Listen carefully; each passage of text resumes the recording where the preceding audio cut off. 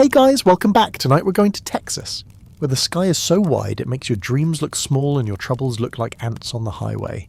You're lying there, half asleep, maybe with your blanket pulled up to your chin, and you can almost hear the soft shuffle of boots on dry dirt. Tonight's story is about the cowboy who forgot his horse and had to walk across the entire Lone Star State. Sounds impossible, right? You probably wouldn't survive this. Sunburn, rattlesnakes, the occasional over-enthusiastic armadillo. But don't worry, you're safe in bed. So, before you get too comfortable, take a moment to like the video and subscribe, but only if you really like what I do here. And hey, tell me in the comments where you're listening from and what time it is for you. Now turn off the lights, maybe turn on the fan for some soft background music, and let's begin our journey tonight.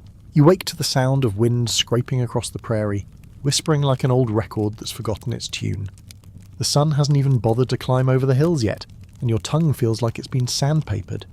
You reach out for your hat first, still there, then for your canteen, half full, then for your horse, gone. At first, it doesn't register.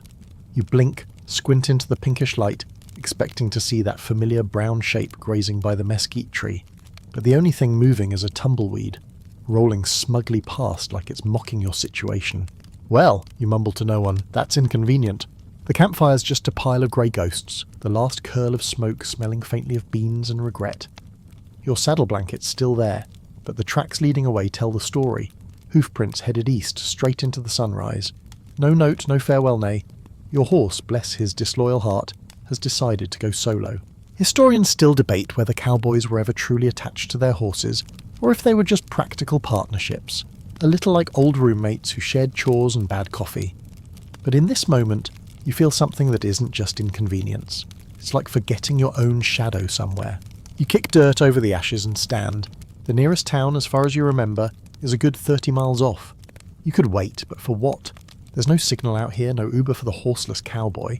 So you tighten your belt, adjust your hat, and start walking. The ground crunches under your boots. Each step releases a puff of dust that floats up, glowing in the new light. The air smells like dry grass and sun-baked memories. You hum an old tune, something about love, loss, and laundry days, and let the rhythm carry you. About an hour in, you notice the world changing colours. Texas mornings do that. The sky starts in soft sherbet pink, melts into gold, and by the time you blink twice, it's a full-blown sapphire ocean overhead. You think, if you were a painter, you'd never run out of blues here. You stop by a rock that looks suspiciously like a recliner, take a swig from your canteen, and look around. The silence is heavy, but not empty. It's filled with tiny noises. The scratch of a grasshopper's leg, the lazy flap of a buzzard's wings, the faint hum of faraway traffic that might just be your imagination. A mile later, you spot something shiny in the dirt. You bend down and find a horseshoe. Rusty, bent, but still a symbol of luck. You toss it in your pack. Guess I'll need all the luck I can get, you mutter. That's your first joke of the day. Nobody laughs but you, which feels about right. By midday, the heat turns everything into a mirage. You see lakes that disappear when you blink, trees that shimmer like ghosts. You remember reading once that cowboys in the 1800s sometimes used cactus pulp to fight thirst. So you slice open a cactus with your pocket knife and scoop out a bit. It tastes like cucumber if cucumber had trust issues. As you walk, you start thinking about the first Texans who crossed these plains. Some came chasing oil, others chasing cattle, and some, like Cabeza de Vaca back in the 1500s, just trying to survive. He was shipwrecked and ended up wandering for years across this land, barefoot and starving. Historians still debate whether he actually healed people with his hands or if it was just storytelling that grew with time. Either way, you figure, if he could do that barefoot, you can manage with your boots. By the time the sun tilts west, you find yourself standing on a ridge. Below, the land stretches forever, patches of sagebrush, winding creeks that look like silver thread, and far off the faint glimmer of a town. The air cools. You breathe it in and realise something strange. You're not angry, your horse left. Maybe it's the exhaustion, or maybe it's that quiet voice inside that says you've been riding too long anyway. You set up camp under a lone oak tree. The bark peels like old wallpaper, and a family of cicadas performs their usual summer symphony. You strike a match, coax a small flame to life, and cook the last of your jerky.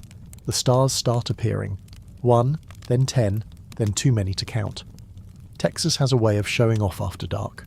As you lie back on your bedroll, the sky looks like it's made of crushed diamonds. You wonder where your horse is, maybe at a ranch somewhere, charming strangers with his innocent eyes. You laugh softly, thinking maybe he just needed a vacation from you. A warm breeze carries the scent of sage, and for a second, it feels like the world forgives your forgetfulness. You think about home, about the road, about how every step today has been a little quieter, a little more peaceful. The moon climbs high, painting silver across the plains. You close your eyes and before sleep takes you, you whisper, "Guess it's just you and me, Texas." And for the first time in a long time, that doesn't sound lonely at all. You're up with the dawn again, boots already complaining like they didn't sign the waiver for a marathon. You pat your pocket to make sure the rusty horseshoe is still there, your portable good luck charm and glorified paperweight, and you start walking east, where the sun throws a wide curtain of light over the prairie.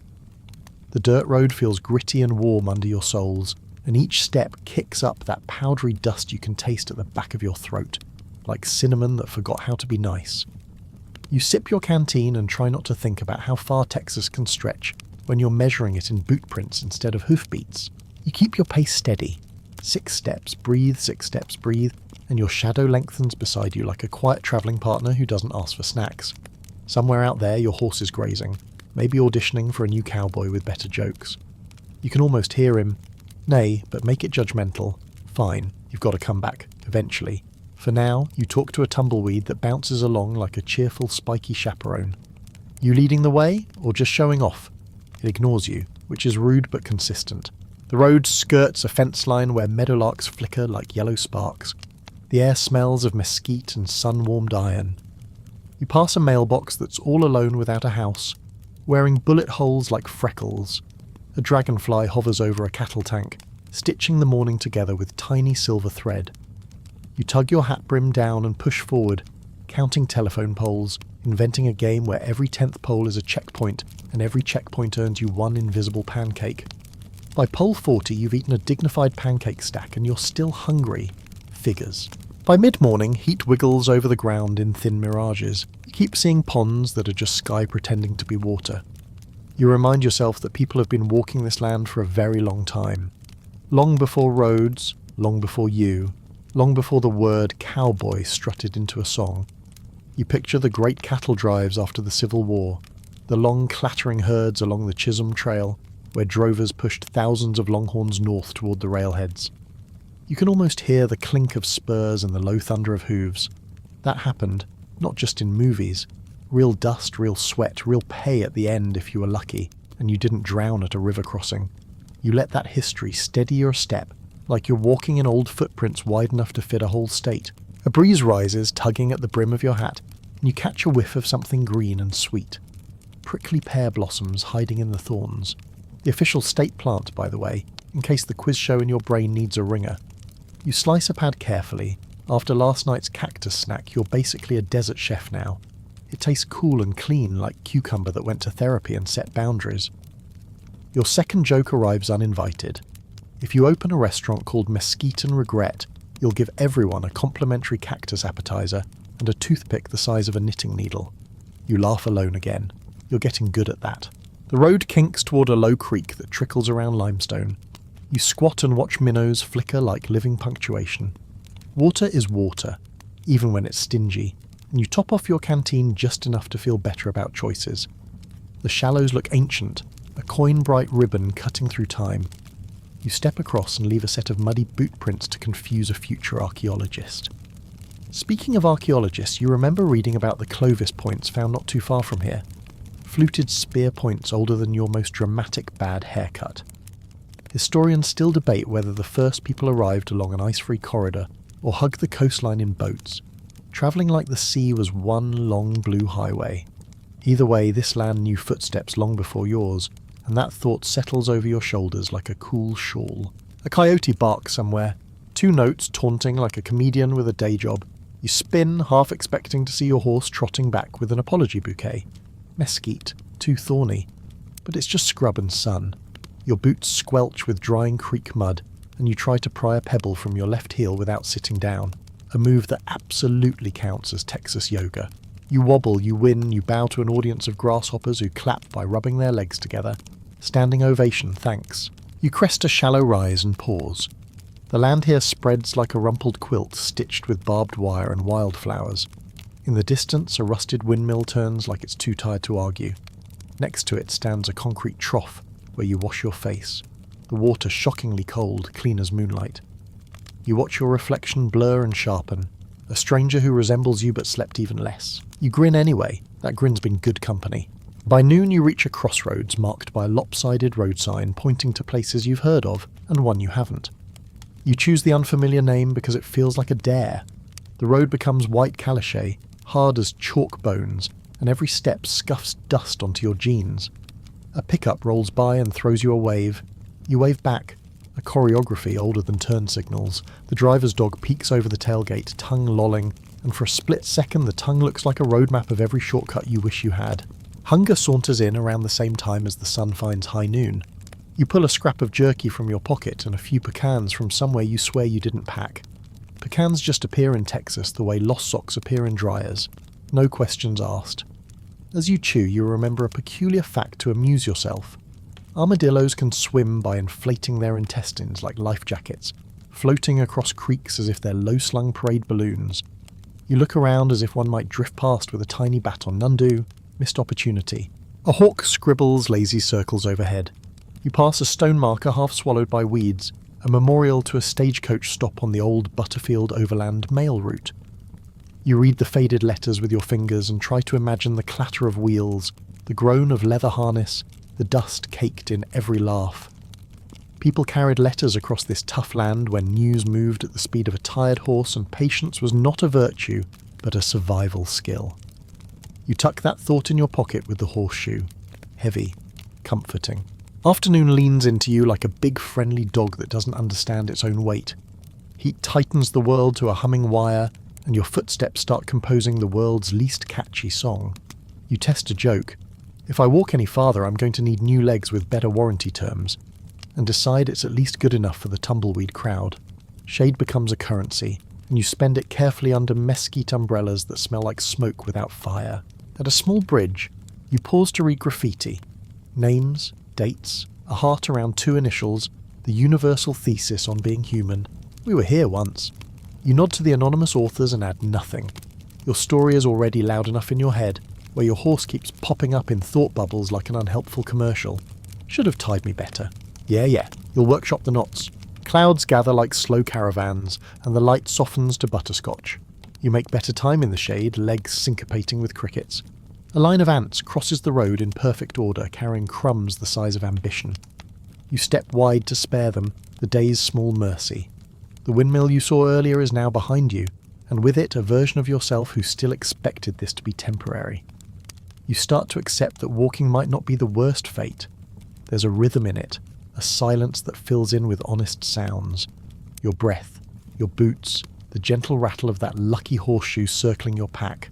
Late afternoon, you reach a small cemetery perched on a rise, the iron gate creaking like a polite throat clearing. You slip inside and read names etched into limestone, sunburned stories abbreviated to dates. One marker mentions 1901, the year Spindletop erupted near Beaumont and flung oil into the sky like a dark fountain, changing Texas forever, fueling cars you'd later curse in traffic and fortunes that built cities. You leave a smooth pebble on the stone and promise to remember. Even on sore feet, you're part of that long timeline, a tiny dot walking across a very large page. The sun slides toward evening, turning fence posts into sundials.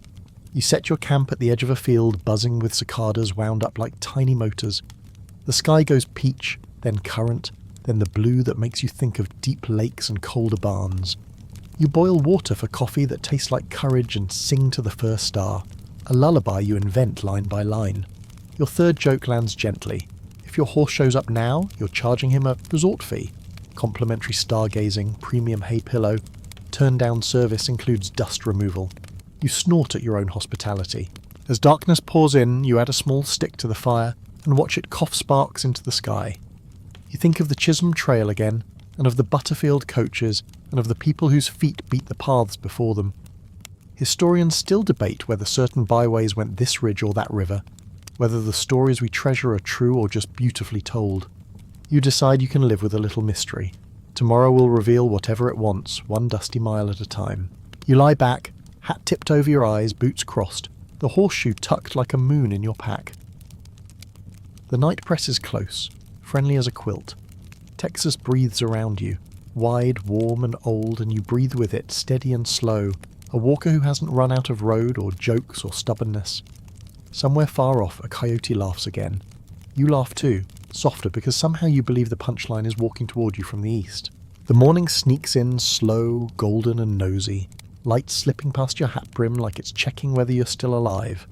You stretch, every muscle popping like a bag of microwave popcorn, and sit up to greet another day of walking. You half expect your horse to be there, tied neatly to a mesquite tree, smirking like nothing ever happened. Nope, just a jackrabbit staring at you with judgmental ears. You give it a nod.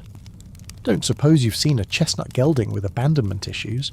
The rabbit twitches once, unimpressed, and disappears into the brush. Figures. Your coffee this morning tastes like courage with a hint of despair. But it's warm, and that counts for something. You kick dirt over the ashes, swing your pack onto your back and start walking again, following the faint curve of the road toward a hazy cluster of buildings on the horizon. Could be a mirage. Could be breakfast.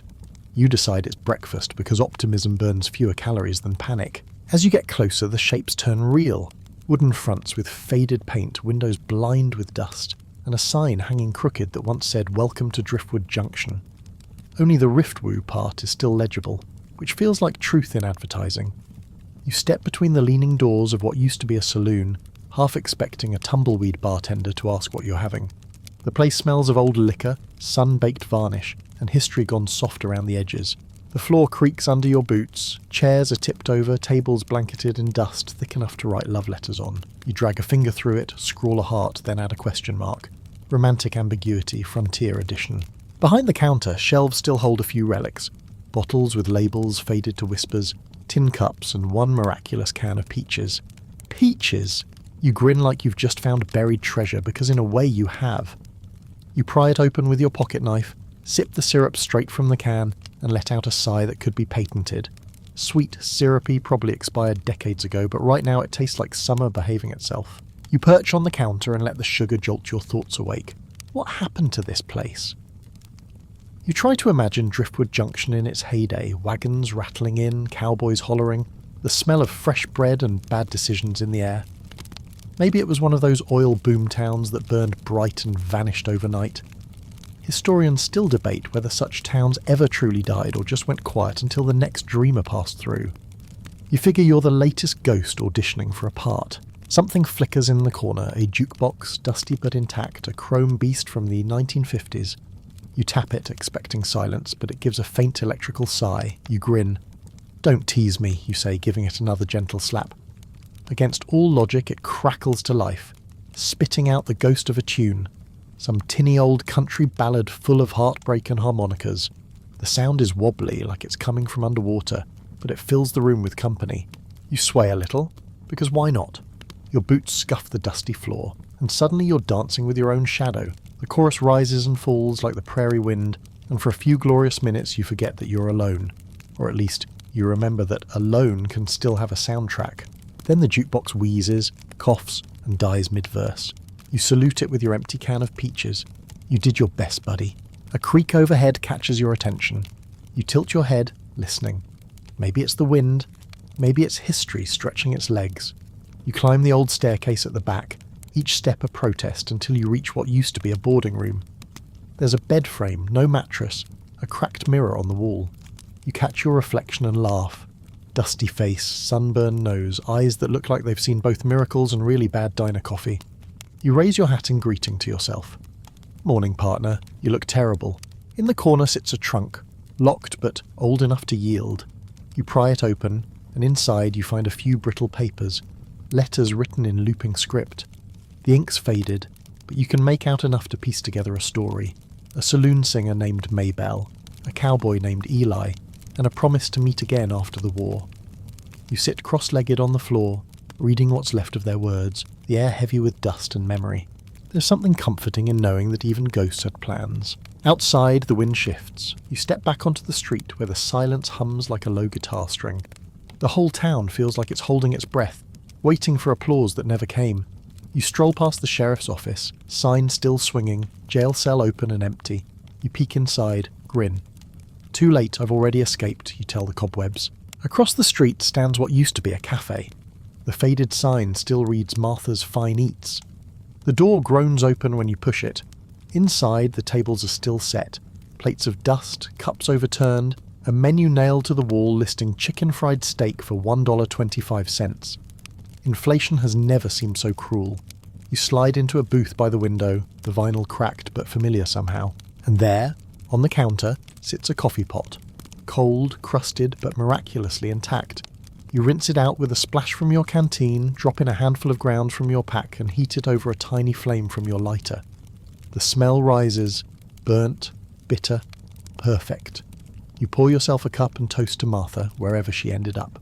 As you sip, you remember a bit of trivia that floats to the surface. The first roadside cafes in Texas popped up during the 1920s, catering to motorists who wanted pie, gas, and gossip in one stop. They were the heartbeat of every small town, serving stories along with stew. Historians still debate whether the cafe culture grew out of necessity or nostalgia, if we eat together to survive, or survive so we can eat together. You decide both sound delicious. You watch sunlight creep through the dusty windows, painting gold stripes across the tables. A bottle of ketchup gleams like a tiny ruby. You smile. Maybe this is what peace looks like. Empty but gentle. Then you hear it. Hooves. Faint, rhythmic, unmistakable. You freeze, every nerve standing to attention. Could it be? You step out into the street, scanning the horizon. The sound grows louder, then fades again, swallowed by the wind. Nothing moves but that same smug tumbleweed from yesterday. Show off, you mutter. You shake your head, chuckling. That's your third joke, right on time. Maybe your horse just joined a travelling circus. He always had flair. You linger a little longer, just breathing the quiet before deciding to move on. You pack the can of peaches, empty but symbolic, and one of the letters from the trunk, a keepsake of Maybelle and Eli. Then you turn east again, leaving Driftwood Junction to its ghosts and its half-played song. The road ahead gleams white in the sunlight. You start humming the tune from the jukebox, filling in the missing lyrics with whatever comes to mind. The melody wraps around you like a blanket, equal parts silly and sacred. And as you walk, the land around you starts to shift again. Mesquite giving way to cottonwoods, dirt turning redder, sky stretching wider. You realise you've stopped worrying about distance. Somewhere between losing your horse and finding canned peaches, you've learned the secret rhythm of walking. You're not chasing your horse anymore. You're chasing something quieter. Maybe peace. Maybe breakfast part 2.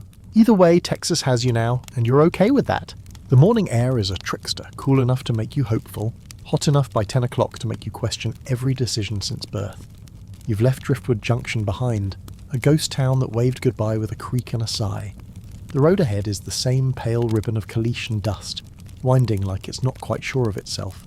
But today, there's a shimmer on the horizon. Not the illusion of water this time, but something that smells real, sounds real. A river. You grin. Water means shade. It means a chance to wash the road off your face. You pick up the pace, boots tapping a rhythm that could almost be cheerful. The land dips and rises in soft folds, dotted with mesquite trees and the occasional prickly pear standing like a sarcastic greeter. Somewhere in the distance, a meadowlark sings a tune that could be encouragement or mockery. It's hard to tell with birds. When you finally reach the river, it's both more and less than you hoped for. Wide? Yes. Shiny? Yes. But it has a bad habit of disappearing behind sandbanks, splitting into tiny braids and reappearing somewhere else entirely, like it's trying to ghost you. You drop your pack, crouch by the water, and splash your face. It's cold enough to make you gasp, which feels like being rebooted by nature itself. You fill your canteen, watch the water swirl with bits of sunlight and silt. A dragonfly zips past your ear with the confidence of something that's never paid rent. You smile, thinking, so this is what life looks like when you stop hurrying. After a while, you start following the river's curve, figuring it's as good a guide as any. Rivers always lead somewhere, even if it's just more confusion. You walk through patches of wildflowers that don't seem to care about the drought, their colours bright enough to hurt your feelings. A few miles along, you spot a man sitting on the bank, a fisherman, judging by the pole resting on his knee and the bucket at his feet. His hat's so big it could shade a small county, and he doesn't look up until you're close enough to cast your shadow over his line. "Mornin'," he says, voice rough as gravel. "You walking or running from something?" "Depends who's asking," you say, grinning. He chuckles. "Ain't the law, if that's what you're worried about. Though I did once get a ticket for fishing without bait. Said it was disrespectful to the process." You drop your pack, sit beside him. You see any horses around here? He nods toward the far bank. Saw one yesterday, chestnut, white star on his forehead. Looked like he was in a hurry. Crossed right over there, walked straight into the river like he owned it. Your pulse skips. That's him, you say. That's got to be him. The fisherman shrugs. Might be. Or might have been a hallucination. Hard to tell these days. This river likes to play tricks. Shows you what you're looking for, then takes it back. You look out across the water. It's calm now, but you can see how it could be deceptive. Little ripples darting like silver snakes. Funny thing about this river, he goes on, it never stays in the same place. Floods, dries up, jumps banks. Folks have been arguing for decades about where it's supposed to go. Historians still debate whether the Red River border was ever truly settled. One man's Texas, another man's Oklahoma. You grin, so even rivers have identity crises. He laughs low and warm. Yep, don't take it too serious, that's how people drown. He hands you a sandwich wrapped in wax paper. Found an extra, he says. Inside is bologna, cheese, and the kind of gratitude that doesn't need words. You eat in companionable silence, watching the water flirt with the banks. When he packs up, he tips his hat. If you're chasing that horse, just remember, he's probably chasing something too. Then he heads upstream, leaving you with his words echoing between the cattails. You sit there a while, chewing on both sandwich and thought. Maybe your horse isn't running away. Maybe he's running towards something, grass, freedom, self-actualization, who knows. You decide to follow the river upstream, boots squelching in the mud, sun painting everything in a glaze of gold. It feels good to have a direction again, even if it's borrowed from a fisherman with poetic tendencies. A few hours later, the river pulls one of its vanishing acts. It dives underground, leaving you standing in a bed of cracked clay. You scratch your head. Now that's just rude, you mutter. You climb the nearest rise and scan the land. The river reappears a few hundred yards away, sparkling like a guilty conscience. You laugh out loud. Playing hard to get, huh? That's your first joke of the day, and it lands just fine with the grasshoppers. As you walk, you notice old fence posts leaning at odd angles, remnants of ranch land that's long gone.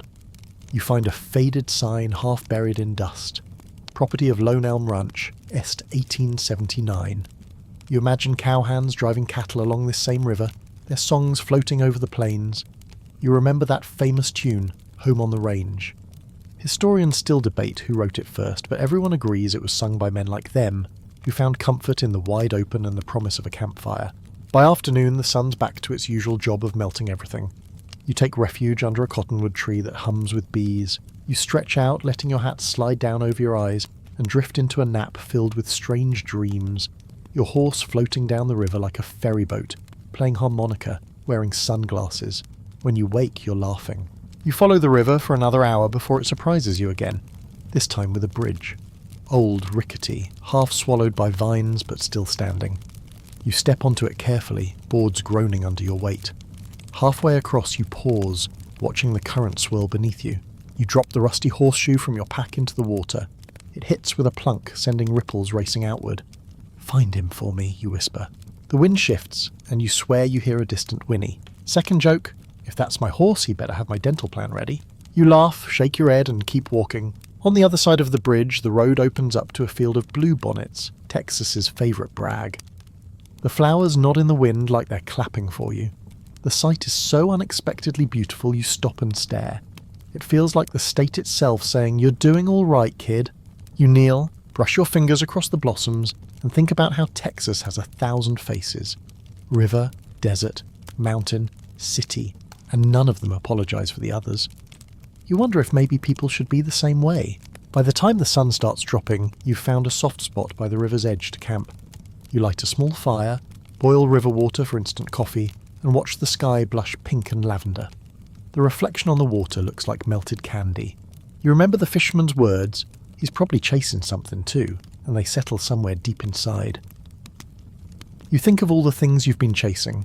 Purpose, peace, maybe just a sense of direction that doesn't come with a saddle. You yawn, roll your blanket tighter for around you, and let the rhythm of the river lull you towards sleep. It sounds almost like laughter, the soft, forgiving kind that says everything is temporary, even being lost. As you drift off, you whisper your third joke into the dark. "If I ever find that horse, I'm making him walk next time." The river chuckles back, or maybe it's just the wind. Either way, it feels like agreement. When you wake, the sky looks like someone spilled melted copper over the horizon. You stretch, groaning like an old porch swing, and for a moment, you forget where you are. Then you hear the gentle murmur of the river and remember, still in Texas, still on foot, still in the middle of a story you didn't plan to live. The air already hums with heat, promising a long day. You douse your little fire, sling your pack, and keep walking east. The land ahead is open and endless. You can see miles in every direction, fields stitched with barbed wire, cows that look like punctuation marks on the prairie, and one solitary billboard standing proud and lonely in the distance. You squint at it as you get closer, reading its faded message. Almost there. You laugh out loud. Almost where? You ask the sky. The sky doesn't answer. Typical sky. The billboard offers the only scrap of shade for miles, so you sit beneath it, back against the metal post, and take a long drink of water. The air smells faintly like mesquite and hot metal. Somewhere, a buzzard circles lazily overhead, probably debating whether you're worth the effort yet. "Not today, pal," you mutter. "Try me after dinner." That's your first joke of the day, and the buzzard pretends not to laugh. The road stretches on, hypnotic in its sameness. You fall into a rhythm, left foot, right foot, sip, sigh. Somewhere between the 4th and 5th hour you start to forget your own voice, so you fill the quiet with song. It's an old cowboy ballad, something about lost love and dry wells, and you're halfway through the chorus when you spot something unusual. A rusted truck parked by the roadside, its hood popped open like it's telling secrets. You approach carefully, half hoping for company, half expecting rattlesnakes. The license plate says Tex 417 and the bumper sticker reads "Don't mess with mildly irritated Texans." You grin. That's your kind of humour. Behind the truck sits an elderly man in a folding chair, wearing sunglasses and an expression that suggests he's seen every mistake twice. A tiny radio hums beside him, tuned to static that occasionally turns into country music. "Mornin'," you say. He nods without looking at you. You're either lost or stubborn. Which is it? You chuckle. Bit of both. "That's the Texas way," he says, finally glancing your way. "Need a ride?" You shake your head. "No horse, no wheels. Seems like fate's got me walking this one out." He tilts his head. Horses wander. Cars brake. Feet keep going. You're doing fine. He hands you a bottle of root beer from his cooler, cold enough to make you gasp. "Got extras," he says. You take a grateful swig, the sweetness fizzing like relief. As you sit together under the billboard, he starts talking. Not in the conversation way, more like storytelling to the horizon. He tells you how he used to drive long-haul trucks across Texas, hauling everything from cattle feed to carnival rides. "You learn quick out here," he says. "Learn the stars, the smells of rain, the difference between silence and trouble." You nod, listening. He talks about the first time he saw the Alamo. Smaller than you'd think, but the ghosts are big. You can almost see it shimmering in his words. He chuckles suddenly. "You know, historians still debate whether Davy Crockett died fighting or was captured after. I don't care which version's true. Either way, the man had guts. Sometimes the facts don't matter as much as the story that keeps people brave. You let that settle. Guess we all just want to be remembered for something brave." He smiles, or at least something interesting. The radio crackles again, this time playing an old tune, Amarillo by Morning. You hum along and he joins in, two voices blending awkwardly but earnestly. When the song ends, you thank him for the drink, sling your pack again and keep walking. "Hey, cowboy!" he calls after you. If you see a buzzard with an attitude problem, tell him I'm still alive. You wave back, laughing. The day drags on, the kind of heat that makes mirages look like invitations. You see wavering lakes, trees that dissolve when you blink, and one shimmering shape that turns out to be a cow chewing judgmentally. You salute the cow and keep going. By mid-afternoon, your boots feel like little ovens. You try walking backward for a bit, just to surprise your blisters. Doesn't help, but it gives you something to do. You think about your horse, what he's doing if he misses you, if horses can feel guilt. Probably not. He's likely out there living his best life, starring in someone else's cowboy story. To distract yourself, you start counting clouds. Then you start giving them names. Big ol' pancake, angry rabbit, and one that looks suspiciously like your horse's backside. You stop for a break near a clump of scrub oak. Taking refuge in a patch of shade barely big enough for your hat, you munch on a stale granola bar that tastes like sadness and grit. A grasshopper lands on your knee, eyeing you like a fellow traveller. Any advice? You ask it. It hops away without comment. "Yeah," you mutter, "that tracks." That's joke number 2. The cicadas provide the laugh track. When the road finally dips toward a shallow valley, you spot the next landmark. A weathered barn, sun-bleached and sagging, but still standing tall out of pure stubbornness. You wander closer, stepping through dry grass that whispers against your legs. Inside the barn, dust motes float like tiny lanterns. A few old hay bales crumble into powder when you touch them. You find a faded poster tacked to the wall. Rodeo, July 1932. Winner takes all. You grin at the image of a cowboy mid-buck, hat flying, crowd roaring. The poster's edges curl, but the spirit in it hasn't faded. You sit on an overturned bucket and let your imagination wander. Maybe your horse's ancestors were in that rodeo. Wild, proud, impossible to hold. You think about how the cowboy myth was built on those moments, the line between glory and dust. A cool breeze drifts through the open doorway, carrying the smell of rain that might never come. You tip your hat back, let your eyes close. Somewhere you can almost hear applause, the ghosts of that rodeo still cheering. When you open your eyes again, the sun's dropping low, painting the barn in honeyed light. You decide to camp here for the night. You gather some dry wood, light a small fire in a rusty bucket, and heat up a can of beans that's probably older than you. Dinner of champions, or of the extremely unprepared. As you eat, you think about the billboard again. Almost there. Maybe there isn't a place at all. Maybe it's just a moment when the walking starts to feel right. Your third joke of the night slips out between spoonfuls of beans. If there turns out to be a Denny's, I'm ordering 2 pancakes and a new life philosophy. The wind stirs through the barn rafters like laughter. You take it as agreement. You stretch out in the hay, pull your hat low over your eyes and listen to the quiet. It's not empty. It's full of tiny sounds, a barn owl hooting, the crackle of your fire, the hum of your own heartbeat. You think about the old trucker's words, about bravery and stories. You think about Davy Crockett, about rivers that move, about horses that leave. And before you drift into sleep, you whisper to the darkness, almost there. No one answers, but you believe it anyway. When morning arrives, it doesn't sneak in. It barges through the cracks in the barn wall with the confidence of a rooster that owns the place. You blink against the light, brush a few pieces of hay from your hair, and immediately sneeze hard enough to scare a family of field mice back into hiding. The air smells faintly like wood smoke and dry grass, the scent of everything that survived another Texas night. You stand, stretch, and listen to the barn creak. It's a good kind of creak, the kind that sounds like old bones remembering music. You pour the last of your water into your cup, swish it around, and take a sip that's half dust, half determination. Then you sling your pack, pat the doorframe for luck, and step outside into a world already buzzing.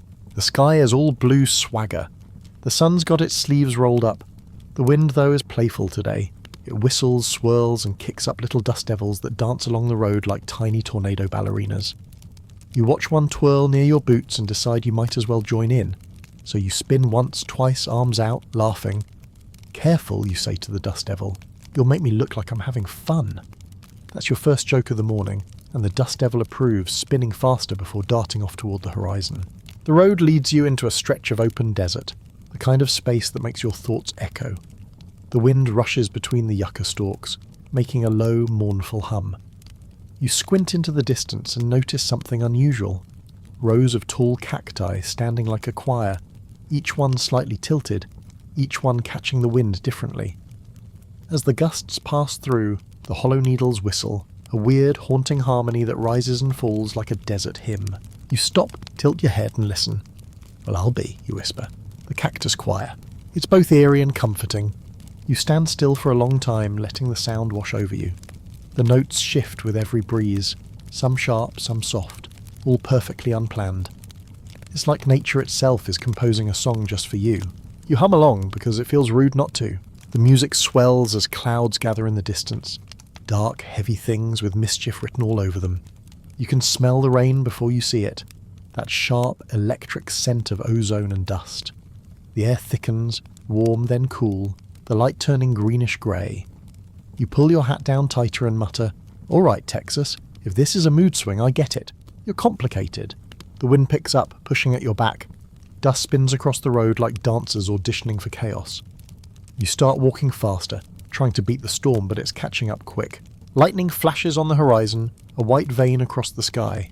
The thunder follows, low and slow, like an old man clearing his throat.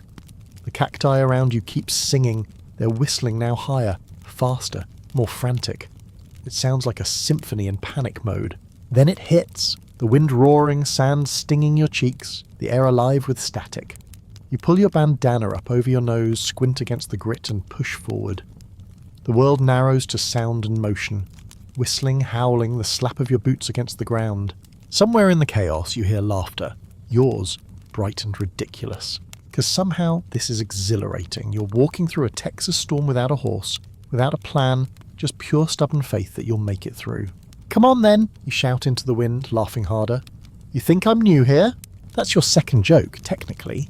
The storm doesn't answer, but it seems to respect your confidence, easing up just enough for you to breathe. You find a shallow arroyo and crouch inside, waiting it out. The storm rages above you. Lightning sketching wild patterns, rain falling in heavy bursts. The dirt around you turns dark and fragrant. It's chaos and beauty all at once. You think about storms in history, how they've changed everything. You remember reading that during the Dust Bowl in the 1930s, winds like these stripped topsoil clean off the land, darkening skies all the way to the east coast. People thought the world was ending. Historians still debate whether those storms were nature's warning or just the price of ambition. Too many ploughs, too little patience. You pull your hat low and whisper, "Guess we never stop learning the hard way." When the rain finally eases, the air feels scrubbed, raw, alive. You crawl out of the arroyo, soaked and muddy, and find yourself laughing again. The desert smells brand new, like a promise. The cactus choir hums softly now, a tired encore. The dust devils are gone, replaced by rain puddles that mirror the sky. You tilt your hat back and grin.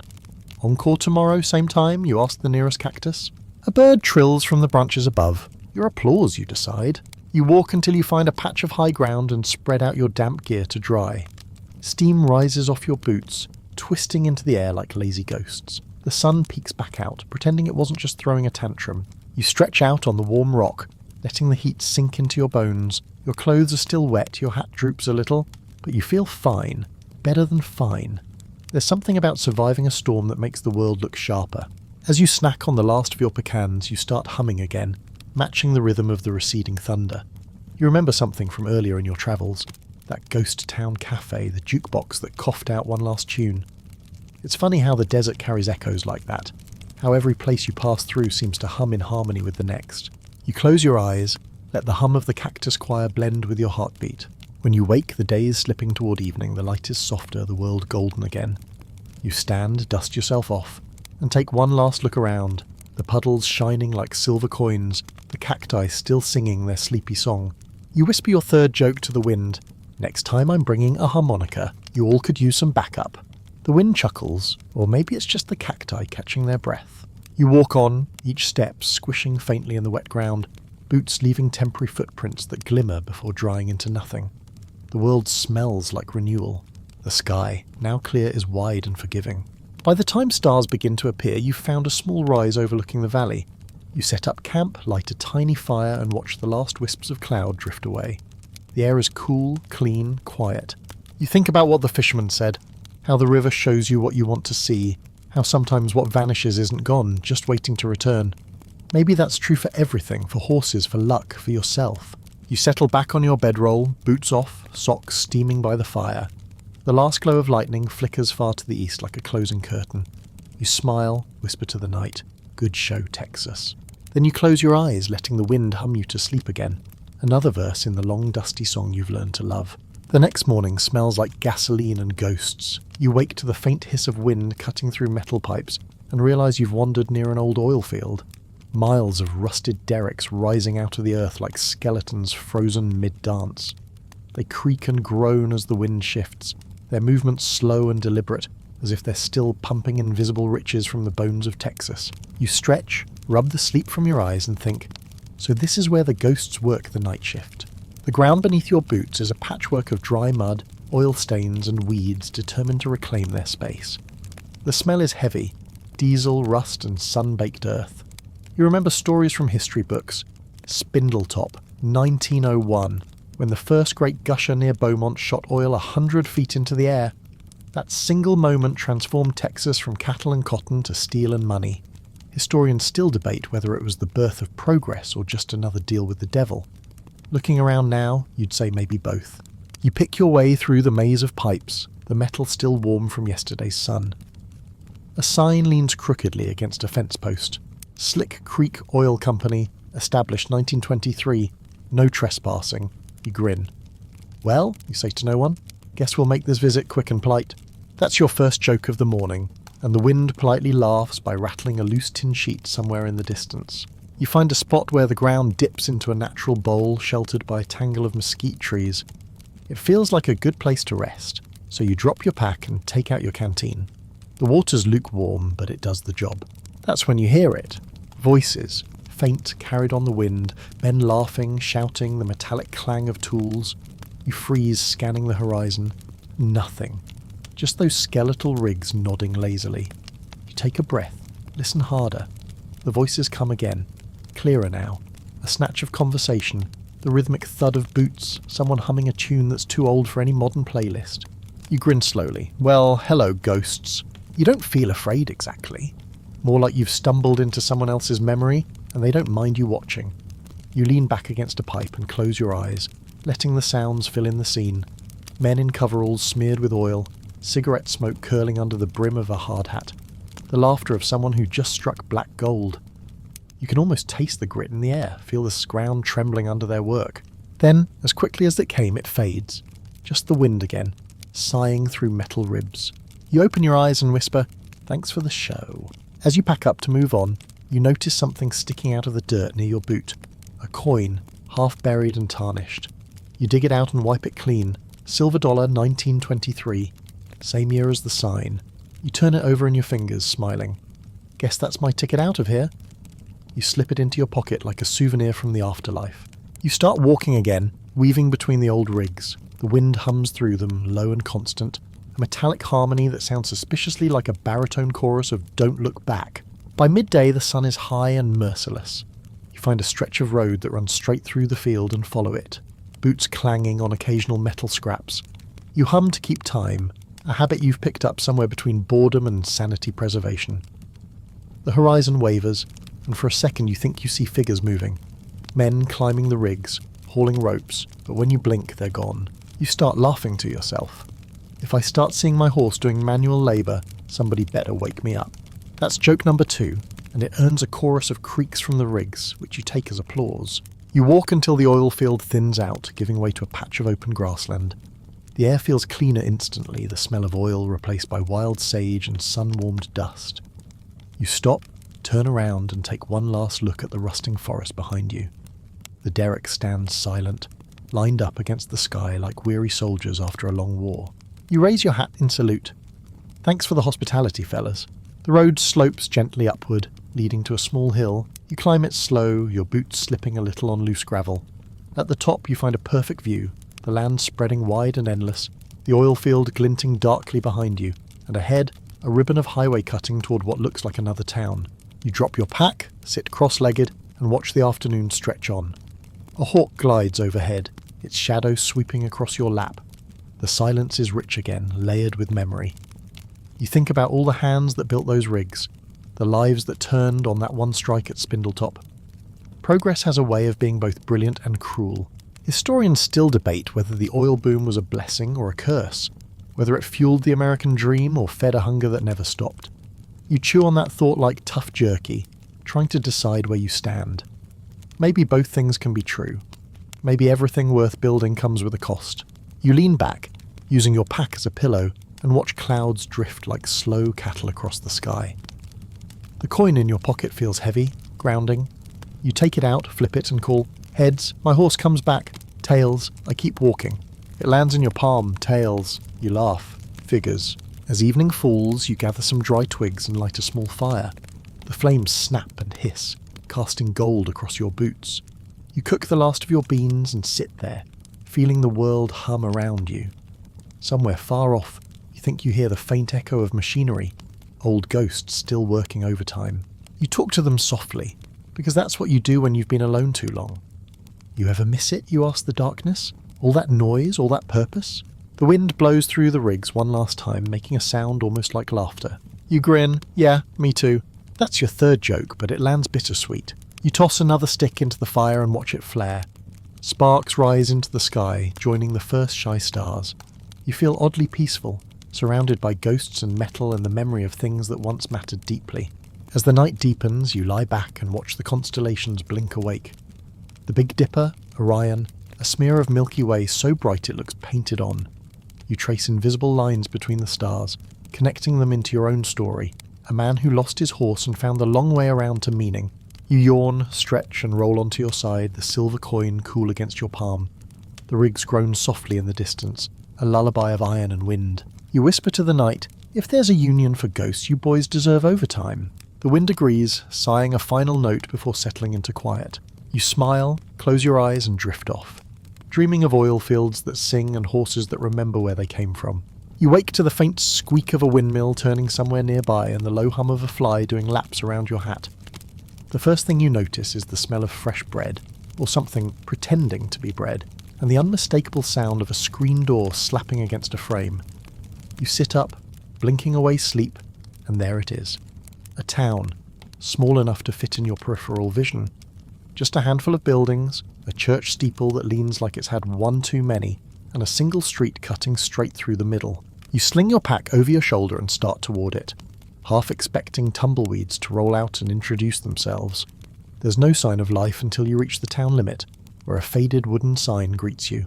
"Welcome to Solitude, Texas. Population 1. You squint, laugh softly. At least they're honest. That's your first joke of the morning, and even though no one's around to hear it, it still counts. The town feels like it's been preserved in a time capsule made of dust and determination. There's a gas station with a single rusted pump, a general store whose open sign has lost the battle with gravity, and a cafe with mismatched chairs sunning themselves out front. A few chickens wander the street like they own stock in the place. You head for the cafe because bread smell beats curiosity every time. The bell above the door gives a half-hearted jingle as you step inside. The place is tidy but worn. Checkered curtains, faded menus, and a fan that spins so slowly you could nap between rotations. Behind the counter stands a man in his late 60s, wearing an apron that says mayor, sheriff, and cook. His grey hair is slicked back, his moustache proud enough to deserve its own zip code. "Well, look what the sand blew in," he says, grinning. "You lost, cowboy." "Maybe," you say, "or maybe I just found solitude." "Depends on your definition of finding," he replies. "Coffee?" "Always." He pours you a cup without asking for money, and the smell alone is worth a standing ovation. You take a sip. It's strong, bitter, and tastes like a fresh start. "That's good," you say. He nods. "Water comes from the old well, still clean somehow. Everything else here's just stubbornness and habit." You glance around. "Population 1, huh?" He chuckles. "Yep. I was mayor before the town died, sheriff after the store closed, cook once the cafe became my kitchen. Now I'm the bartender, the city council, and the occasional choir if someone needs a hymn. That's a lot of hats." He grins. "It's a windy place, gotta keep extras." You both laugh. That's your second joke of the day, co-authored and perfectly timed. You sit by the window, sipping your coffee while he busies himself with a skillet. The smell of frying eggs and bacon fills the air, and you realise you haven't eaten anything that didn't come from a can in days. When he sets a plate in front of you, you could almost cry. "On the house," he says. "We don't stand on ceremony here." You dig in, trying to remember what gratitude tastes like. Between bites, you ask, "You ever get lonely?" He shrugs. "Lonely's just quiet with bad marketing. I used to think I'd move, but this place..." He gestures vaguely around. "It's home. Some people chase the world, some stay put and let the world come by once in a while." You nod, chewing slowly. "Guess I've been doing the opposite." He studies you, eyes kind. "You're looking for something. Maybe it's a horse, maybe it's not." You smirk. "You psychic?" "Nope, just old. That's almost the same thing." You both laugh again, softer this time. The afternoon drifts on lazily. He tells stories about the railroad that used to stop here, about the flood that nearly wiped the town off the map, about a woman who once ran the post office and wrote poetry no one ever read. You listen, the rhythm of his voice, syncing with the slow spin of the ceiling fan. "Historians still debate whether this town was ever really on the map," he says with a grin. "Some say it was a stop on the cattle trail. Others claim it was a railroad mirage, built on promise, abandoned on paperwork." You chuckle. "Guess that makes you the last standing mystery." He raises his coffee mug in a mock toast. "To all unsolved mysteries and the fools who walk into them." You clink your cup against his and smile. When it's time to leave, he packs you a small paper bag, 2 biscuits, a can of beans, and a bottle of water. "For the road," he says, "and a piece of advice. When you find what you're looking for, make sure it's still what you want." You thank him, genuinely. "You ever leave solitude?" you ask as you step outside. He shakes his head. "No need. Everyone passes through eventually, even ghosts." The bell jingles as the door closes behind you. You stand in the sunlight, holding your little paper bag, listening to the wind whistle down the empty street. A few chickens cluck disapproval as you walk past. You stop at the edge of town and look back. The man, mayor, sheriff, cook, is standing in the doorway waving lazily. You tip your hat and he nods, like two travellers passing at a cosmic crossroads. As you step back onto the road, you think about what he said, about staying put versus moving on, about the idea that maybe stillness isn't the same as being stuck. The horizon stretches wide and unbothered. You bite into a biscuit. It's buttery, flaky, perfect, and grin. Lonely's just quiet with bad marketing, you repeat, shaking your head. That's a good line. That's your third joke, whispered to the wind, and this time the wind laughs with you. By evening, the town of Solitude is memory behind you, a single speck on the endless canvas of Texas. The road hums beneath your boots, the world feels generous again, and you realise something simple but true. You might not know where you're going, but for the first time in days you don't feel lost. You walk until the stars start showing up for their night shift. The moon rises fat and pale and the road ahead glows silver. You hum a tune, slow and soft, maybe something you picked up from the Cactus Choir or the Jukebox Ghosts. Somewhere out there your horse is probably under the same moonlight, maybe even looking your way. You smile, adjust your hat and keep walking east, your heart lighter than your pack. By the time the sun climbs up and starts flexing its muscles again, the landscape has changed. The flat openness you've been trudging through for days begins to ripple with low hills and rocky outcrops. The soil turns red, almost theatrical, like the earth decided to put on lipstick. You stop for a second just to take it in. Texas isn't one land, it's 500 of them stitched together with stubborn thread. You tug your hat brim lower, because even admiration doesn't make the sun any less aggressive, and you keep walking. The air is dry but not empty, it's buzzing with life. Grasshoppers, cicadas, the occasional unseen lizard that sounds way larger than it is. Then, faint at first, you hear something that doesn't belong out here in the middle of nowhere. Music. Not the wind kind, not the ghostly jukebox kind, actual human-made music. You squint and in the distance you see a cluster of tents and flags, all bright and ridiculous against the desert. The sound sharpens, fiddles, whoops, a crowd cheering. A fair. You laugh, out loud, the sound cracking the quiet. Well, Texas, you sure know how to keep things weird. That's your first joke, and it feels earned. As you get closer, a wooden banner comes into view, hand-painted and slightly terrifying. Welcome to the annual Rattlers Roundup and Rodeo. Underneath, smaller print reads, no refunds, no biting, no promises. You grin. Oh, this I gotta see. The smell hits you before the details do. Grilled meat, dust, and deep-fried mystery. The fairgrounds are alive with movement. Kids chasing each other with snow cones, vendors shouting about souvenirs, and in the centre ring a pen full of rattlesnakes twined together like sentient spaghetti. A loudspeaker crackles. Ladies and gentlemen, get ready for the rattlesnake dance-off. Contestants, please sign the waiver before approaching the stage. You blink. Dance-off? Someone hands you a paper cup of lemonade before you can question anything. A woman wearing a cowboy hat twice the size of her head grins up at you. You competin', stranger. I didn't bring my snake. She laughs, the kind of laugh that's earned through years of sun and sass. Ain't about the snake, hun, it's about the rhythm. Before you can object, she's signed your name, or some version of it, on a clipboard and pointed toward the arena. You try to protest, but a group of kids starts chanting, "Cowboy, cowboy!" And suddenly you're being ushered forward, lemonade in hand, dignity left somewhere near the entrance. The dance floor is a wooden stage surrounded by cheering locals. A live band strikes up a fiddle tune fast enough to set your boots on fire. Next to you, an old man with a fake snake wrapped around his shoulders nods solemnly. "Just move like you mean it," he says. They respect confidence. You nod back. That's true of most reptiles and people. That's joke number 2, and it gets a snort from the fiddler mid-song. The music starts. You do your best impression of a two-step, but somewhere between left foot and "Why am I here?" the crowd starts clapping. Someone throws a hat in the air. Kids are cheering. The fake snake old man joins in, doing a spin so graceful it should be illegal at his age. You follow his lead, stomping your boots to the beat, dust flying up like smoke. And somehow, by the time the song ends, you're the one holding the blue ribbon. The crowd erupts in laughter and applause. A boy tugs at your sleeve. "Mister, you dance better than my uncle, and he practices with actual snakes." You grin, panting. "Tell your uncle to take lessons." Your prize, as it turns out, is not money, but a small bag of pecans and a jar labelled Pickled Rattler, not for beginners. You tuck them both into your pack, figuring they'll make good conversation starters if nothing else. As the afternoon wears on, you wander through the fair, still shaking your head in disbelief. Booths line the dirt paths, crafts made from bottle caps, homemade soap shaped like armadillos, and a fortune teller's tent that promises snake-free prophecies. You stop there because at this point, why not? Inside, a woman sits behind a table draped in red cloth, her eyes sharp and kind. "You've been walking a long way," she says before you can even sit down. You nod slowly. "That obvious, huh?" "Obvious to anyone who listens," she replies. "The dust tells on you." She lays out a deck of cards, not tarot, playing cards, edges worn. She flips one over, the ace of hearts. "You're looking for something that ran off." You smirk. "A horse." "Sure," she says, smiling like she knows it's not that simple. "But maybe the horse just knew you needed to learn the ground first." You open your mouth, close it again. The air in the tent smells like sage and lemonade. She flips another card, the Jack of Spades. "Someone's waiting up ahead, not who you think." "Someone? Maybe," she says, "or something." Then she gathers the cards, hands them to you. You'll know when you see it.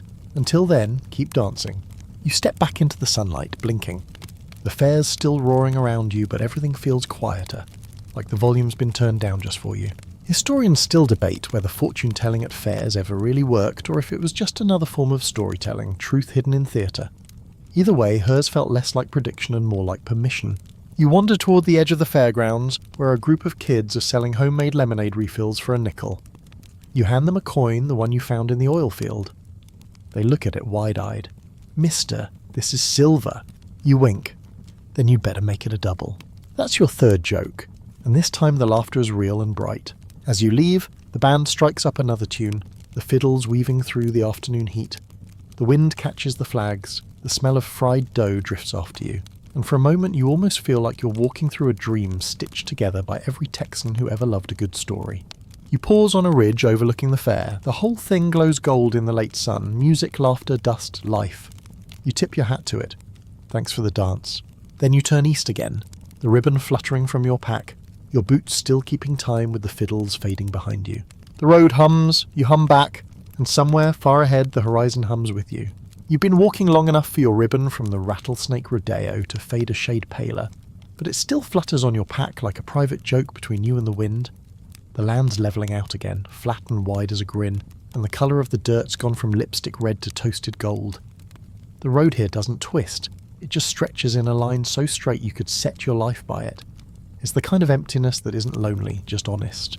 By mid-morning the sun's already flexing its authority, but the air holds a cool bite. You breathe it in deep, listening to the silence. Then you start hearing something else. A hum. Not mechanical, not human, but something alive and echoing. The kind of sound that sneaks into your bones. You follow it until you reach a hill, tall enough to break the monotony of the horizon. The locals call this kind of rise a bald hill. You call it a promise of shade and perspective. You climb, each step crunching through gravel and brittle grass. The hum grows louder like the ground itself is whispering. And then you stop, because when you reach the top, you understand. The wind moves differently up here. It rushes around you, circles and then bounces back, carrying your breath with it. You shout, half just to test it, "Hello!" The hill throws it right back at you. "Hello?" You grin. "Nice to meet you too." That's your first joke of the morning, and it earns a proper echo laugh. You decide to test it further. "You seen my horse?" "Horse?" "Yeah. Chestnut attitude problem?" Problem. You laugh so hard you nearly sit down. The hill has timing, you'll give it that. You lie back on the grass, eyes half closed, the wind playing with your hat brim. It feels like the earth itself is having a conversation with you, lazy and affectionate. For the first time in days you feel light. Not from rest, but from recognition. Like the land knows who you are. You start humming, a tune you half remember from the fair, and the echo hums it back a second later, softer, slower. You sing louder and suddenly you're in duet with Texas. And then you hear it. Faint, distant, but real. A sound that makes every hair on your arm stand up. A whinny. You freeze. The wind holds its breath. You sit up, scanning the horizon, your heart doing the kind of gallop you wish your horse were doing right now. But all you see is the shimmer of heat and grass. You wait, but the sound doesn't come again. Wind trick, you mutter, though you don't believe it. Historians still debate whether sound truly carries farther on the plains because of the lack of trees, or if it's just the way your mind stretches out to fill the silence. Either way, you could have sworn that whinny wasn't a trick of acoustics. You stand, brushing dust off your jeans, and decide the hill's earned a name, Echo Peak. Before you leave, you call one last thing into the air. Don't suppose you know where he went. The echo answers, as faithful as always, "Went." "Yeah," you sigh, "me too."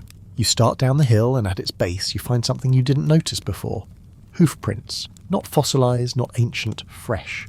The edges are sharp, not yet filled with dust. You crouch down, heart thumping. It's him. You'd bet your last can of beans on it. You look up and spot the faint line of a creek winding through the low grass ahead. Maybe he came here for water. Maybe he's still nearby. You follow the prints along the bank, your steps quick, your breath shallow. They lead you east for a while, then cross the creek, heading toward a cluster of cottonwoods. The air under the trees is cooler, tinged with the scent of damp earth. You pause to listen, just the rustle of leaves and the steady hum of crickets. You take a step forward, another, and then you see it. A horseshoe, half buried in the mud. You kneel, dig it out, wipe it clean. It's not the one you tossed into the river, it's newer, the metal still bright. You hold it up to the light, smiling. That's my boy. That's joke number 2, half hope, half disbelief. But this time the joke feels more like a prayer. You slip the horseshoe into your pack, careful, reverent. Then you look at the creek again. It's narrow enough to jump across, but you decide to wade instead. The water's shockingly cold, numbing your ankles. The sound of it rushing around your boots is sharp, clear. You remember something your granddad once said. You can't cross the same river twice. It'll never be the same river, and you'll never be the same fool. You chuckle, because that sounds about right. You follow the creek for miles. It winds lazily, doubling back on itself like it can't make up its mind. The land around you rises in soft ridges dotted with wildflowers. The wind hums through the grass again, gentle, almost kind. When you finally stop, the sky's gone deep orange, fading to purple at the edges. You sit on a flat rock and pull out one of the biscuits the mayor cook sheriff from Solitude packed you. It's a little stale, but it tastes like friendship and second chances. You pull the horseshoe out again, turning it in your hands as the light fades. You wonder if your horse dropped it by accident or on purpose, like breadcrumbs for you to follow. You imagine him out there somewhere, watching the same sunset, probably eating better grass than you've had food. You smirk. Bet you're thinking I'll never catch up. The wind stirs, soft as laughter. You lean back on your elbows, the rock warm beneath you, the air buzzing with crickets and nightbirds. The first stars blink on overhead, bright and casual. The hill behind you looms dark, but not menacing. It feels like it's still listening. You look toward the horizon, where the creek disappears into shadows. Tomorrow, you'll keep following. But tonight, this feels like enough. Your third joke comes out in a whisper, lazy and fond. If you're hiding out there, buddy, just know I'm charging you rent. A breeze answers, low, steady, and almost like a snort. You laugh quietly, pull your hat low, and lie back to watch the stars. The night air smells of water and patience. The world's so big, but for once you don't feel small inside it. You close your eyes and let the sound of the echoing hill fade into your dreams. Somewhere between sleep and morning you hear another faint whinny, closer this time. And even if it's just the wind again, you smile. Because maybe, just maybe, you're getting close. By the time you wake, your back's moulded perfectly to the shape of that rock, and you're starting to think it might be time to invest in a mattress or a new spine. You groan, stretch, and stare up at the sky, already turning from lavender to blue. Another Texas day waiting to test your endurance and your sense of humour. The creek beside you glitters under the rising sun. You fill your canteen, splash some water on your face, and watch it ripple outward, catching flashes of sky. Your horse's tracks are still there, faint but clear, pointing east. You grin. "All right, partner," you mumble. "Let's see how far ahead you think you are." The road curves gently, following the creek for a while before climbing toward a ridge. The air smells like wet sage and new beginnings. Somewhere above, a hawk circles lazily, keeping watch over both of you. You start walking again, the rhythm of your boots syncing with the quiet gurgle of the creek. By mid-morning, the clouds start rolling in, grey, heavy, generous. You can smell rain coming, the kind that doesn't ask permission. The wind picks up, whipping the grass flat against the earth. You tug your hat down and keep moving. The first drops hit like tiny drum beats, soft but sure. Within minutes, the drizzle turns into a proper Texas downpour. You laugh as it soaks your shirt, heavy and cool, washing off days of dust. "About time," you yell at the sky. That's your first joke of the morning, and it earns an immediate applause of thunder. You spot a neon sign through the curtain of rain, a motel, flickering between life and afterlife. The Neon Moon Motor Lodge. You squint, water dripping off your hat brim. The sign buzzes faintly, its crescent moon logo blinking like it's tired but trying. You jog toward it, boots splashing through puddles. The parking lot's half flooded, a few vintage cars sitting like half-sunk boats. The lobby light is on though, glowing warm behind the rain-streaked glass. When you step inside, the bell above the door gives a sad little ding. The place smells faintly of coffee and disinfectant, which, in your current state, is pure luxury. Behind the counter sits a woman reading a paperback novel. She looks up, one eyebrow raised, as you drip onto her clean floor. "Walk in?" she asks dryly. You grin. "The best kind. Any room left for a guy who forgot his horse about 200 miles ago?" She smirks. "As long as you don't forget your credit card." You dig into your pocket, pull out the silver coin you found in the oil field. She takes one look and laughs. "Nice try, cowboy. That's worth more as a story than a payment." "Then I'll pay you in stories," you say. "I've got plenty." "That's what they all say," she replies, but she's smiling now. Room 7, end of the hall. Try not to short out the lights. You thank her, grab the key, an actual metal key, not a card, and head down the hallway. The carpet smells faintly of mildew and nostalgia. When you push open the door to room 7, a puff of cold air greets you. The neon moon sign outside flickers through the curtains, casting soft pink light across the walls. You drop your pack, kick off your boots, and collapse on the bed. The sheets are rough, but they're dry. You stare up at the ceiling fan turning lazily overhead. For a moment, it feels like you've checked into another version of yourself. The one who isn't wandering, the one who just stops. The rain outside turns steady, rhythmic. It's the kind of sound that makes even the restless quiet down. You sit up looking out the window. Through the rain, you see the faint glow of headlights moving down the highway. Someone else chasing their own version of home. You make coffee with the little in-room machine that looks older than the Alamo, but somehow it still works. The smell fills the room, strong enough to wake your better thoughts. You sip it, watch steam curl in the pink light, and think about all the people who've passed through places like this. Lost, tired, trying. Historians still debate who built the first motor lodge, and whether it marked the true beginning of American wanderlust. Some say it was 1925 in San Luis Obispo. Others swear it was earlier, just under a different name. Either way, these motels became the way stations for dreamers with sore feet and half maps, like you. You take another sip, nodding, so I'm in good company. That's joke number 2. The coffee machine hisses in approval. You stretch out on the bed and let your eyes drift shut. Outside, the neon moon flickers, then steadies, bathing the room in that gentle otherworldly glow. It feels like a lullaby written in electricity. When you wake again, the rain has stopped. The world outside is washed clean, wet pavement shining under the moonlight, air sharp with petrichor. You stand, stretch, and notice something odd outside your window, hoof prints. You freeze, heart stuttering. They lead right up to the edge of the motel's gravel lot, then vanish toward the open field beyond. You rush outside, boots squelching in the mud. The night is bright, lit by moon and neon and the faint buzz of power lines. You kneel, touch one of the prints. It's fresh, pressed deep into the soft ground. "Unbelievable," you whisper. "You checking in too, buddy? That's your 3rd joke," and your voice shakes just enough to make it sound like wonder. You follow the tracks a few yards before they disappear into the wet grass. The night hums around you. Frogs, crickets, the soft sigh of the wind. The neon sign buzzes behind you, steady now, the word moon glowing like a promise. You stand there a long moment, staring east. You can almost see him, your horse, just out of reach, walking slow and easy, unbothered by your chase. When you finally go back to your room, you leave the curtains open. The neon light pools across the bed, pink and soft as dawn. You lie down, eyes heavy, the sound of the dripping eaves marking time. You whisper to the dark, "Maybe you're not running away, huh? Maybe you're just waiting for me to catch up." The wind outside shifts, and somewhere out there you swear you hear a soft snort of agreement. You smile, pull the blanket up to your chin, and let the hum of the neon moon carry you towards sleep. The morning slides in quietly, a thin golden light slipping through the open curtains, soft enough not to wake the dust motes still drifting midair. You roll over, half expecting to hear the whicker of a horse outside, or at least the gentle clop of hooves on pavement. Nothing. Just the low hum of the motel sign outside, its pink glow now dull in daylight. You sigh, stretch and mutter, "Should have known he'd check out early." That's your first joke of the day, though the fan overhead doesn't seem amused. You sit up, rubbing your neck. The sheets smell faintly of detergent and air conditioning, a rare kind of comfort. For a moment you're tempted to stay another night, let the road wait.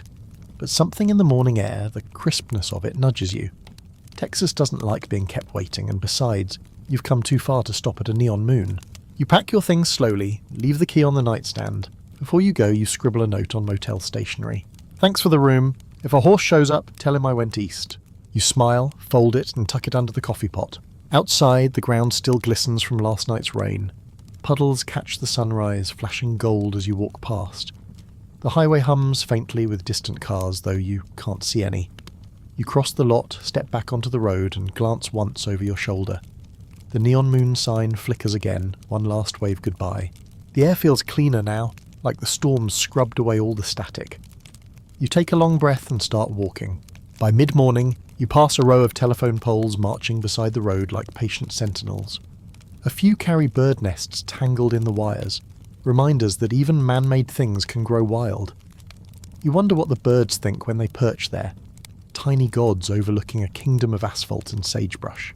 The road dips and rises, bending slightly north. Around noon, you spot a wooden billboard with chipped paint and a slogan that feels suspiciously personal. Welcome to Amarillo, where the sky never ends. You laugh softly. Finally, a place that's honest about its ego. As you approach the outskirts, the air changes. Less desert, more motion. You hear engines, laughter, the muffled bass of a song escaping someone's truck. The smell of barbecue mingles with gasoline and promise. Civilization again. The first thing you see is a diner shaped like a cowboy hat. The second is a mural on the side of a building, bright and sprawling, depicting a longhorn under a neon sunset. You stop just to look at it, tracing the painted lines with your eyes. The art feels like it belongs to everyone and no one, like it's been waiting for you. Inside the diner, it's cool and busy. A waitress in a pink uniform waves you toward a booth. "Coffee?" she asks before you've even sat down. "Please. And whatever's hot and not out of a can." She grins. "We specialise in that." You sit, hat tilted back, letting the sounds of life soak in. The clatter of plates, a baby giggling, the jukebox sighing through an old Willie Nelson tune. It feels strange after so much quiet, but not unwelcome. You glance around and notice the booth across from you. Two older men sit there, deep in conversation. One of them, a wiry fellow with silver hair and sunburned skin, is telling a story about a rainstorm that came out of nowhere, like a drunk at a wedding. The other man laughs so hard his coffee sloshes. You can't help but smile. The rhythm of their talk, the casual exaggeration, it's the sound of homegrown truth. When your food arrives, eggs, toast and bacon that could probably pay your taxes with its crispness, you eat slow, savouring every bite. The waitress tops off your coffee and lingers a moment. "You passing through?" she asks. "More like walking through," you say. She raises an eyebrow. "Walking? Across Texas?" You nod. "Lost my horse somewhere back west." Her laugh turns heads. "Honey, if that's not the most Texas thing I've heard all week." She shakes her head, still chuckling. "Well, you picked a fine place to catch your breath. It's supposed to rain again tonight. Real rain, too. Not that polite drizzle nonsense." You grin. "I've gotten pretty good at rain." "Good," she says, setting down a slice of pie. "Then you'll like our storms." After you've eaten more than you should and left what little cash you have as a tip, you step back outside. The air's heavy now, the kind of weight that means weather's coming. Clouds stack up in the distance like slow-moving mountains. You wander through town a bit, following the smell of wet asphalt and barbecue smoke. On a side street, you find a small park, just a few benches, a fountain, and a plaque that reads, "Dedicated to the dreamers who kept walking." You sit there for a while, just breathing. The words hit harder than you expect. You think about the fisherman, the mayor of solitude, the rattlesnake rodeo, the cactus choir. Every strange little stop, every piece of this journey that stitched itself into your bones. Then the first raindrop lands squarely on your nose. You look up and grin. Right on schedule. The storm rolls in fast. Wind whipping your shirt, thunder rumbling like a warning and a welcome all at once. You take shelter under a gas station awning, watching the rain blur the lights of Amarillo into smeared colour. The neon signs shimmer, red, blue, yellow, like a watercolour sky. A man in a leather jacket standing nearby nods toward you. "Hell of a storm, huh?" You grin. "Best seat in the house." He laughs. "You a traveller?" "Something like that." He looks at your muddy boots, your pack, the frayed ribbon fluttering from it. "Looks like you've seen most of Texas already." "Not all," you say. "Not yet." He nods, thoughtful.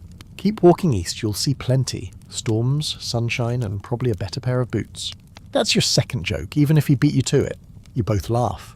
When the rain finally eases, the air smells like metal and grass and fried food. You step back into the open, soaked to the skin but lighter for it. The streetlights flicker on, their glow reflected in every puddle.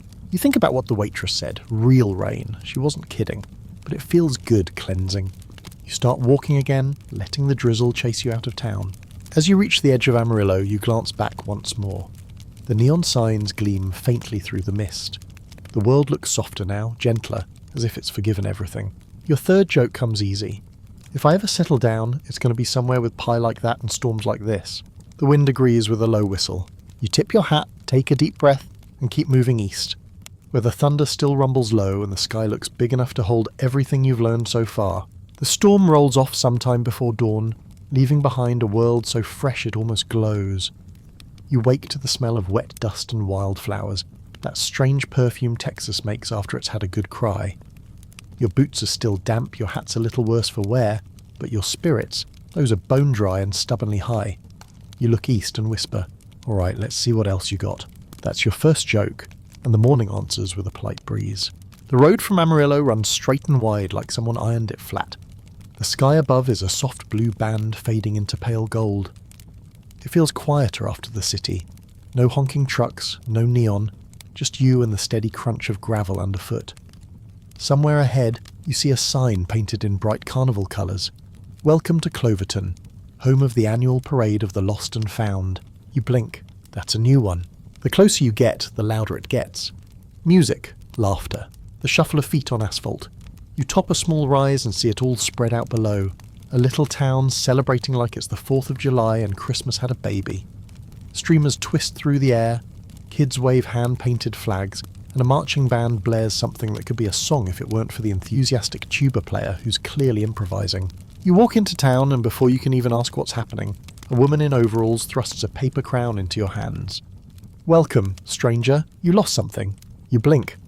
"Mostly my horse, maybe a few brain cells." "Perfect," she says, beaming. "You can march in the parade."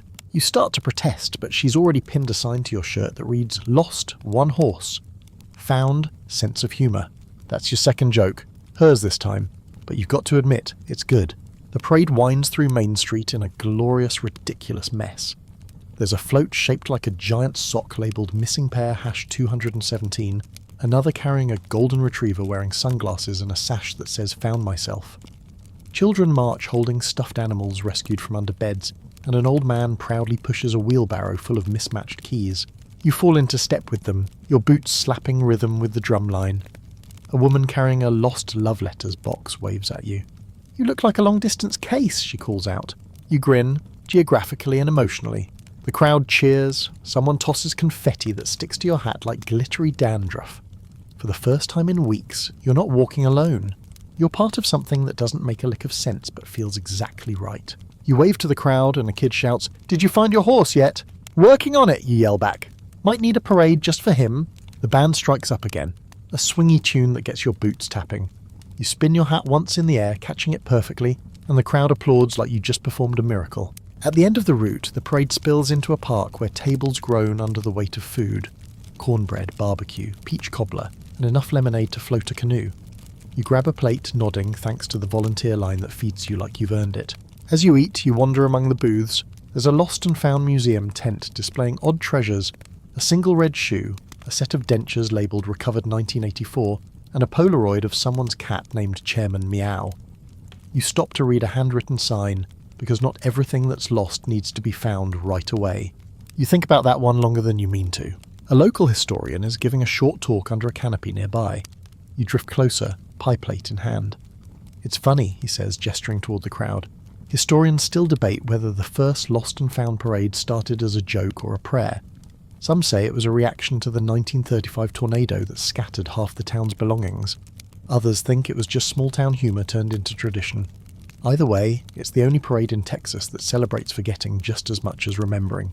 You clap along with everyone else, though his words hit deeper than you expect. Forgetting can be its own kind of freedom, maybe even a cure. You spend the rest of the afternoon drifting through Cloverton, talking with people who speak in stories. One man claims he once lost his shadow for 3 days. A girl tells you she found a 4-leaf clover that grew into 5 overnight. A retired teacher insists she found happiness once, but misplaced it during tax season. Each tale feels half true, half magic, and you love every word of it. As evening falls, the crowd gathers for the final event, the lantern walk. Everyone gets a paper lantern with space to write down something they've lost. or something they've found worth keeping. You take one and sit cross-legged on the grass, pen hovering. After a long minute you write, "Lost my horse, found myself walking." You fold it carefully, light the candle inside and let it float upward. Dozens of lanterns rise with yours, glowing gold against the indigo sky. It's breathtaking, like the stars decided to take a night off and let humans handle the show. You watch until the last light fades, the night settling around you soft and calm. Then someone strums a guitar, slow and sweet, and the crowd hums along. You lie back in the grass, full of barbecue and wonder, staring at the sky. The lanterns are gone, but their glow lingers in your chest. You whisper your third joke to the darkness. If my horse sees this light show, maybe he'll think I threw him a welcome back party. The wind stirs, gentle and amused, and a single stray lantern drifts past, lower than the rest, flickering just above the trees. For half a second you swear it moves like it's being followed by hooves. You laugh quietly. "Yeah," you murmur, "I'll take that as a maybe." When the crowd finally disperses, you stay a while longer, letting the night cool your skin. The air smells like smoke and sugar and stories. You feel lighter, like the parade carried away something you didn't know you were still holding. And when you finally stand brushing confetti from your hat, you feel ready. Tomorrow you'll keep walking, maybe toward your horse, maybe towards something even better. Dawn crawls up slow, pink and gold across the sky, the kind of morning that smells faintly of dust and leftover barbecue. You stretch, crack your back, and grin at the world. After the parade of the lost and found, the town of Cloverton sleeps in like it earned it. You're the only thing moving, a single shadow stretching long across the empty main street. You pull your hat down low, pat your pack, lighter now, emptier but freer, and start walking east again. The first few miles are quiet, just you and the crunch of boots. You hum a bit, the tune left over from last night's guitar. You can still see the lanterns in your mind, tiny floating stars that burned bright before they disappeared. It makes you think of everyone you've met, all the fleeting faces, the fisherman, the one-man mayor, the woman at the motel, all those ghosts of oil and dust. And then, like a whisper carried on the morning wind, you hear it, hoofbeats. At first you think it's the echo again, like back on that hill, but this sound is solid, rhythmic, steady. You stop walking, tilt your head. It's coming from the ridge just ahead, faint but real. You squint, the sun bright behind the hills, and there, silhouetted against the rising light, you see him. Your horse. Chestnut coat glinting like burnished copper, tail swishing lazily, head bent to graze. He looks exactly the same. Maybe a little cleaner, maybe a little smug, but definitely him. For a second you forget how to breathe. You just stand there. Every mile you've walked unspooling in reverse. "Would you look at that?" you whisper. "You're real. That's your first joke of the day," though it sounds more like a prayer. You take a slow step forward, then another. He lifts his head, ears flicking, eyes locking onto you. Recognition dawns there, cool and cautious, like he's pretending to decide whether to be impressed or indifferent. You laugh softly. "Don't play coy, buddy. You left me out here talking to tumbleweeds." He snorts, pawing the dirt like a dramatic actor hitting his mark. You approach carefully, hands open, voice low. You've had quite the vacation, haven't you? Bet you found better grass, maybe a fan club. His ears flick forward, then back again. You reach him slowly, place a hand against his neck. His skin shivers beneath your touch, then relaxes. He leans into you, just a little. You grin. "Yeah, I missed you too." It's quiet for a long while, just the sound of breathing, wind, and the soft creak of the saddle that's been slung across his back the whole time. You notice a faint mark on his flank, a smear of dust shaped suspiciously like a blue ribbon. Your blue ribbon. You step back, blinking. "Oh, come on, you went to the rodeo without me." That's your second joke, and he actually snorts this time, which feels like laughter. You run a hand down his mane, smooth and familiar. The world feels smaller, warmer. You dig into your pack and pull out the spare horseshoe you found by the creek, holding it up. "Lost and found, my friend." The horse nudges it with his nose, approving. You take a deep breath. "Guess we're headed home, huh? Wherever that is." You sling the saddlebag back into place, check the straps, and climb up. It feels strange after so many days on foot. Your legs uncertain, your balance reacquainting itself with height. But once you settle in, it feels right. Natural. Like your muscles remember something your mind forgot.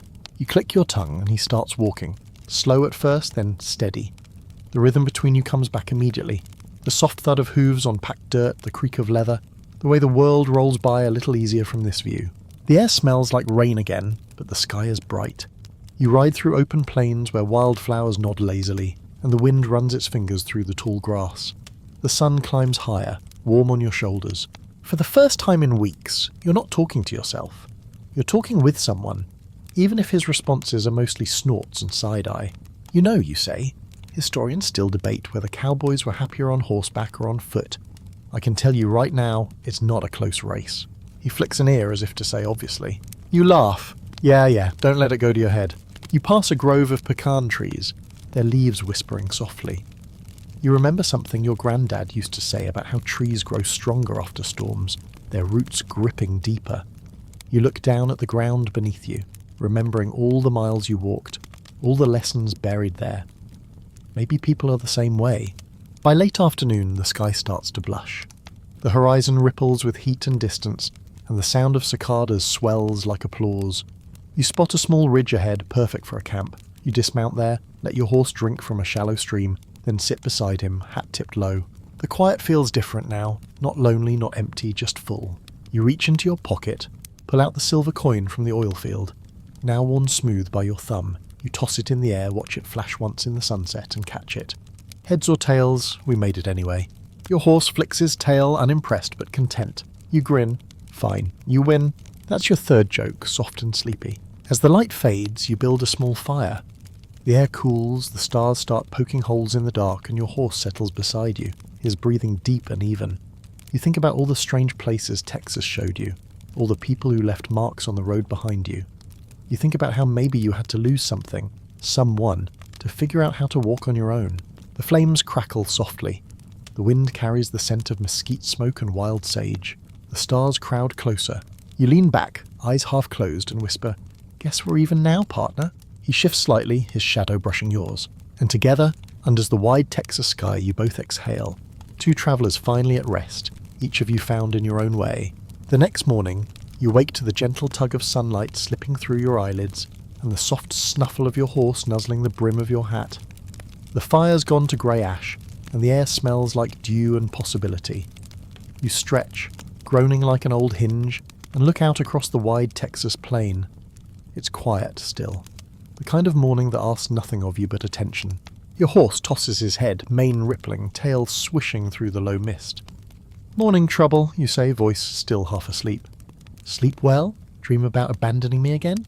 He snorts, which you take as a yes, but I regret nothing. That's your first joke of the day, and it lands perfectly.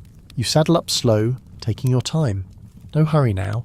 The leather creaks, the cinch tightens, and when you climb into the saddle, it feels like you're fitting back into an old conversation. The kind that pauses for years but picks up in the same breath. The land rolls out before you in soft waves. Mesquite, wildflowers, the occasional fence line drawn by someone's dream of order. You guide your horse east toward the rising light. The breeze carries a sweetness from blooming yucca, and somewhere far off, you hear the faint whistle of a distant train. For the first time since you lost him, you're not chasing anything. You're just moving because motion feels right again. You pass a sign that says Fort Worth, 75 miles. You grin. 75 miles, huh? Easy. Your horse flicks an ear back, unimpressed. "Okay," you say, "easy-ish." The road ahead curves gently between hills that glow gold under the morning sun. You stop once at a small creek to let your horse drink and splash your face with cold water. It wakes you up fully, clear, bright, alive. As you rest, you spot a little family of quail darting through the brush, their top knots bobbing like they're late for something. You smile. "See that? Everyone's got somewhere to be." The thought sticks with you as you ride on. Every mile feels lighter. You start thinking about all the things Texas showed you, the ghost town cafe, the cactus choir, the oil field ghosts, the mayor who ran an entire town of one. You laugh softly, remembering the rattlesnake rodeo. You even hum the tune the fiddler played, off-key but happy. Historians still debate whether the cowboy myth ever really matched the man, whether those wide skies were freedom or just another kind of solitude. You figure it doesn't matter much. What you've found is something simpler. Peace in the walking, in the trying, in the not knowing what's next, but moving anyway. The day stretches long and bright. You stop at a field of bluebonnets so thick they look like the ground itself decided to dream in colour. You dismount, let your horse graze, and lie back in the flowers. The sky above is endless, scattered with a few lazy clouds. For a while you do nothing but breathe. The petals brush your arms, the bees hum nearby, and you can feel your heartbeats settle into the rhythm of the land. You realize that you're not tired anymore. Not really. The kind of exhaustion that started this journey has burned away, replaced by something steady.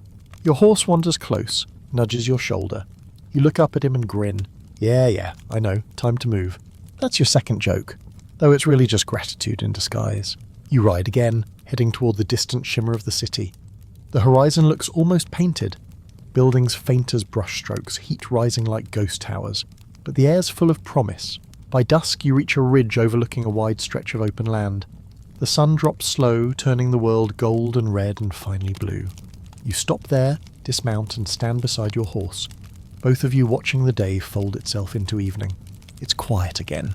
The kind of quiet that doesn't need filling. The kind that feels like an answer you didn't know you were waiting for. You reach into your pocket, pull out the last biscuit from solitude, now a crumbly relic, and split it in two. Half for you say, handing a piece to your horse. Half for me, for the road ahead. He chews thoughtfully, staring east. You smile. You're right, sunrise will be something else tomorrow. That's your third and final joke, soft and warm as dusk. You lie down in the grass, your hat tipped low, the fire crackling nearby. Your horse grazes quietly, circling close. The stars blink awake one by one, filling the night like scattered lanterns. The wind shifts, gentle and familiar, brushing over your face like a hand. You breathe deep, slow, the smell of sage and smoke filling your lungs. The road's behind you now, at least for a while. You've walked it, lived it, laughed at it. And when you finally close your eyes, you do it with a smile. Because you found your horse. Because you found your peace. Because the road will always be there when you're ready again. The stars above burn soft and slow, and the Texas night hums like a lullaby. The fire's gone to embers, glowing faintly, tiny, warm reminders that even when things fade, they still shine a little before they go. Your horse shifts nearby, hooves whispering in the grass. Somewhere far off, a coyote calls, not sad, just saying I'm here too. You lie still, hat tipped over your eyes, listening to it all. The hush between the sounds, the rhythm of your own breathing syncing with the land. It's been a long walk, full of jokes and dust, ghosts and storms, laughter that came when you least expected it. Somewhere along the way, you stopped trying to find what you'd lost and started learning to love what was left. The night deepens, stars thickening like spilled salt. You think about how big Texas is, how it stretches beyond every horizon, and you realize something small but sure. You don't have to cross all of it to belong to it. A piece of it lives in your boots now, in the rhythm of your steps, in the stories you've gathered. Your horse sighs, low and soft, and you smile without opening your eyes. "Good night, partner," you whisper. The breeze picks up, carrying the last of your words into the dark. The fire fades, the air cools, and the world folds itself into sleep. Tomorrow can wait, tonight you rest. And somewhere in the quiet, Texas smiles back,